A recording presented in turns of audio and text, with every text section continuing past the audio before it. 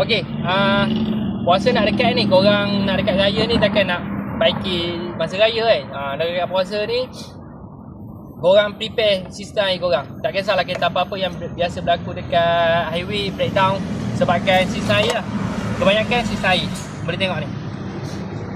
Benda ni berubang. Tiba-tiba walaupun besi, dia akan boleh bocor sebabkan hakisan karat tu. Hose pun boleh jadi.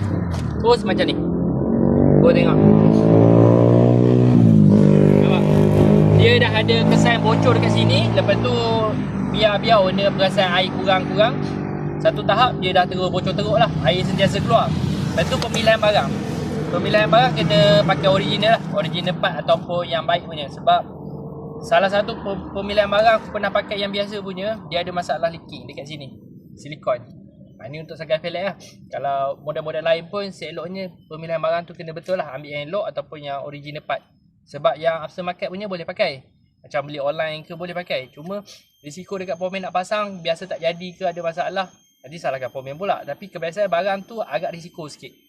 Boleh pakai. Cuma benda tu jadi kerja banyak. Sebab kadang fitting dia tak cantik. Adalah benda-benda yang aku susah nak terang kan. Sebab mungkin video akan jadi panjang. Jadi benda-benda ni kena ambil yang elok lah. Lepas tu sebab kedudukan dia ni belah belakang. Contohnya, kalau contoh rosak dekat highway, kalau kau nak buka tu agak susah sikit. Kalau hose depan ni tak apalah. Hose depan ni bocor kita boleh tukar tepi highway. Kalau kena kat jalan jauh belah belakang ni memang terpaksa bawa ke bengkel lah. Ataupun nak buat tepi highway mungkin kos akan tinggi lah. Sebab pomen akan cas tinggi sebab nak keluar semua lah. Jadi siapa ada pengguna kereta lama, pergi cek sistem air.